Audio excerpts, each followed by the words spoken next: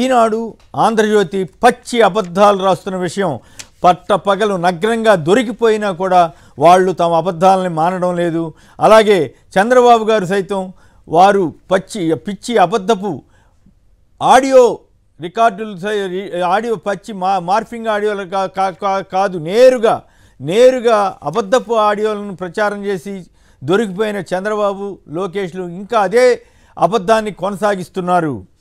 దీని మీద చూద్దాం, ఇవాళ ఈ అబద్ధాల నిజాలు చూద్దాం. రోతరాతల మోసగాళ్లుగా మారిన రామోజీ రాధాకృష్ణన్ పచ్చి అబద్ధాలను ప్రచారం చేస్తున్నారు.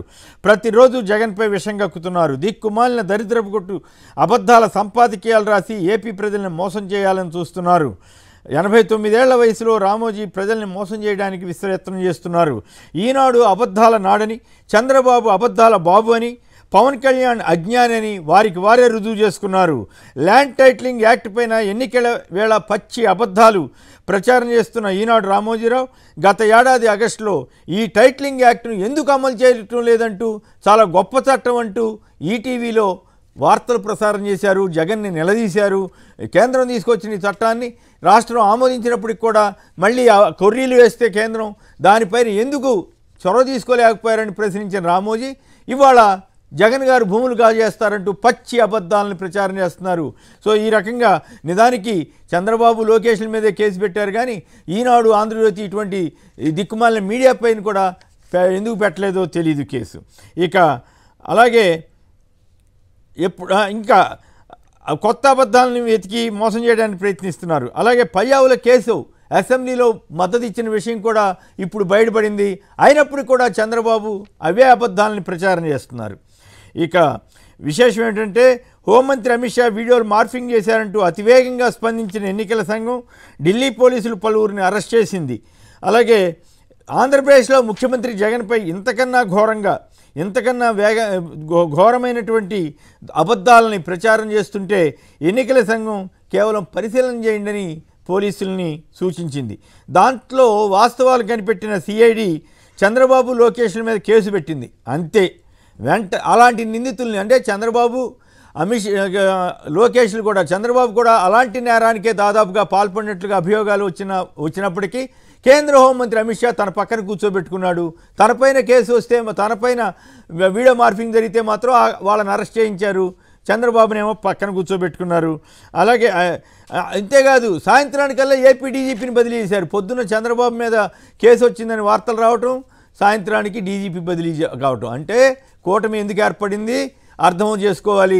బీజేపీ తోటి ఎందుకు చంద్రబాబు గారు ఈ రకమైన ఒత్తిడి చేసి బతిమిలాడి బాములాడి కాళ్ళ వెళ్ళబడి ఎందుకు బీజేపీతో పొత్తు పెట్టుకున్నారంటే ఇందుకే. కేంద్రం ద్వారా ఎన్నికల సంఘాన్ని ప్రభావితం చేసి తనకు కావలసిన ఆఫీసర్లని నచ్చని ఆఫీసర్ల మీద వాళ్ళ ఇష్టారాజ్యంగా నిజాయితీగానో లేకపోతే ఖచ్చితంగా నిబంధనలకు కట్టుబడి ఉండే వాళ్ళ మీద చర్య తీసుకోవడం కోసం ఈ రకమైన ప్రయత్నం చేస్తున్నారు. ఇదే ఇక పరిశ్రమలపై జగన్ మీద పడి ఏడుస్తూ ఈనాడు దరిద్రపు కూడా సంపాదకం ఇచ్చింది. ఈనాడు పత్రిక 4 రోజుల క్రితం 2.63 లక్షల కోట్ల పెట్టుబడులు వివిధ రంగాల్లో వస్తున్నాయని, కొద్దిమంది పారిశ్రామికవేత్తలే వాళ్ళకే 7 చేపలు అంటూ వాళ్ళకే ఇస్తున్నారంటూ అప్పుడేమో ఏడ్చింది. ఇప్పుడేమో పరిశ్రమలే రావటం లేదంటూ సంపాదకం రాశారు. అంటే దీన్ని బట్టి వాళ్ళు ఎన్ని అబద్ధాలు రాస్తున్నారు, పరస్పర విరుద్ధ కథనాలు ఎట్లా ఇస్తున్నారు, దిక్కుమాల దరిద్రపు కొట్టు సంపాదకీయాలు ఎలా ఇస్తున్నారనడానికి ఆ పేపర్ని జాగ్రత్తగా అబ్జర్వ్ చేస్తే నిజానికి ఆ పేపర్ చూడటం చాలా న్యూసెన్స్గానే ఉంది. కానీ బట్ ఈ పరిశోధన చేసే వాళ్ళకి ఒక పత్రిక ఎలా ఉండకూడదు, ఒక పత్రిక ఎంత నీచంగా మారుతుంది, రామోజీరావు లాంటి 89 ఏళ్ల వయసులో ఉన్న వ్యక్తి ఎంత విద్వేషపూరితంగా వ్యవహరిస్తున్నారన్నది పరిశోధన చేస్తే ఒక PhD అవుతుంది. ఇంత నీచంగా జర్నలిజం ఉండకూడదని తెలియజేయాలంటే ప్రజలకి దీని మీద పరిశోధన చేస్తే ఖచ్చితంగా బాగుంటుంది. ఇక అబద్ధాలు చూద్దాం వరుసనే. అవినీతి వైకాపా అంతానికి మా పొత్తు, జగన్ అక్రమాల కారణంగానే పోలవరం నిలిచిపోయిందంటూ కేంద్ర మంత్రి అమిత్ షా పిచ్చిక ఆరోపణలు చేసి వెళ్ళారు. తెలంగాణ వచ్చి ముస్లిం రిజర్వేషన్ రద్దు చేస్తాం అని తెలంగాణ ఇతర రాష్ట్రాలకు వెళ్ళి గందరగోళంగా మాట్లాడే అమిత్ షా గారు ఏపీలో మాత్రం ఎక్కడ మాట్లాడినట్టు నాకైతే కనపడలేదు, కిక్కును మనలేదు. అంటే ఈ డబుల్ స్టాండర్డ్స్ చంద్రబాబు గారి దగ్గర నుంచి అమిత్ షా నేర్చుకున్నాడా, మరి అమిత్ షా దగ్గర నుంచి చంద్రబాబు గారు నేర్చుకున్నారో తెలియదు. కానీ బట్ దీన్ని అబ్జర్వ్ చేయాల్సిన అవసరం ఉంది. ఎన్నికలకు 2019 ఎన్నికలకు ముందు వీళ్ళిద్దరూ ఎట్ట తిట్టుకున్నారండి? అమిత్ షా గారి మీద రాళ్ళేశారు కదండి. అలాగే ప్రధానమంత్రి మోడీ వచ్చి పోలవరం ఏటీఎంగా మార్చుకున్నారని చంద్రబాబు మీద అన్నారు కదండి. 2000 కోట్ల అక్రమాలు జరిగాయని ఇదే హోంశాఖకు సంబంధించిన వాళ్ళు ఆర్థిక శాఖ వారు సిబిటిడి ప్రకటించింది కండి.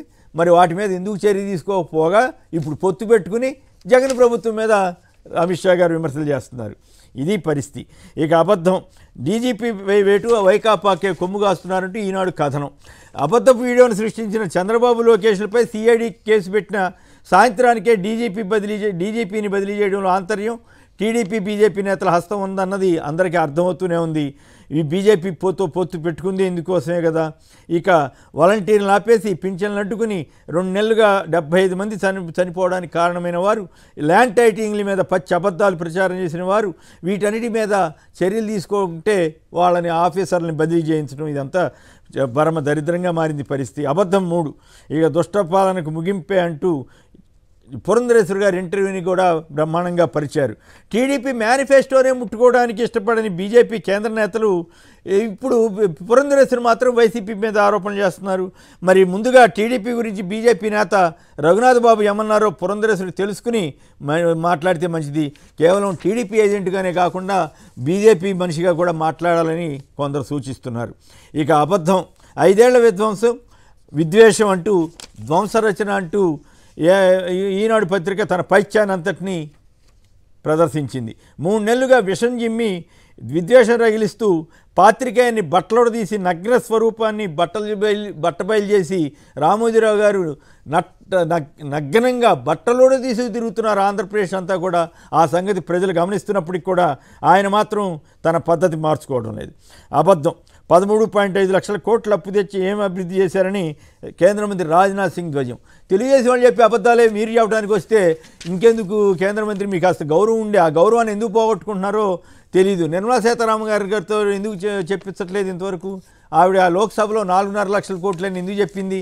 ఎందుకు రాజ్నాథ్ సింగ్ లాంటి కాస్త సీనియర్ నేతలు, కాస్త ఉన్నంతలో గౌరవమైనటువంటి వ్యక్తులతో కూడా ఆంధ్రప్రదేశ్ వచ్చేసరికి వీళ్ళందరి మీద బురద పడుతుందండి. శుభ్రంగా చంద్రబాబు వీళ్ళందరికీ బురద రాసి తన బురద వాళ్ళందరికీ అంటించి పంపిస్తున్నాడు. సో ఇక మరొక అబద్ధం, ఇది జగన్ పనితనం. దేశంలో 5వ అతిపెద్ద రాష్ట్రం ఏపీ వేధింపులకు చిరునామా అంటూ పరిశ్రమల మీద ఎక్కడ ఒక్క ఫోన్ కాల్ చేస్తే నేను అటెండ్ అవుతాను, పరిశ్రమల వాళ్ళకి ఏ ఇబ్బంది వచ్చినా నేను సిద్ధంగా ఉన్నానని జగన్ చెబితే రామోజీరావు గారు ఇంత నీచంగా, నికృష్టంగా, ఇంత దారుణంగా అబద్ధాలు రాస్తారా? మరి వీళ్ళే కదా 4 రోజుల క్రితం 2.63 లక్షల కోట్ల పెట్టుబడులు 7 పరిశ్రమలకే ఇచ్చేశారు.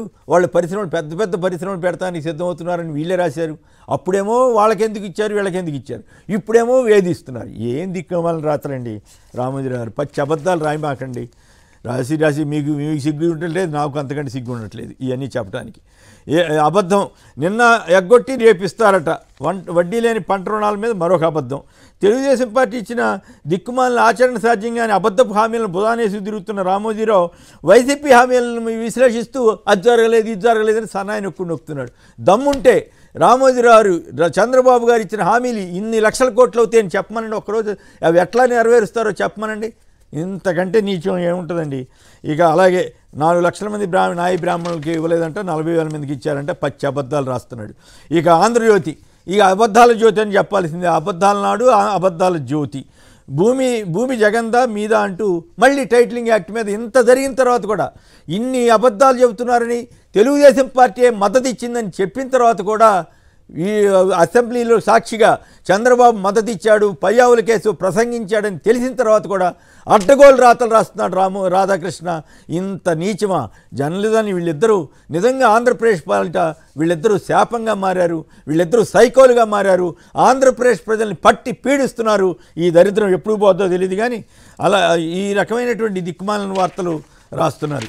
ఇవన్నీ చదవటం కూడా ప్రస్తుతానికి ఇంకా సరిపోదు, టైం వేస్ట్. వీళ్ళు ఇంత రాసి ఎన్ని చెప్పినా కూడా అన్ని అబద్ధాలా? అంత నీచివా? చీ చీ చీ చీ చీ చీ చీ అసహ్యం వేస్తుందండి. మా నమ్మకం నువ్వే జగన్, మా నమ్మకం నువ్వే జగన్, మా నమ్మకం నువ్వే జగన్.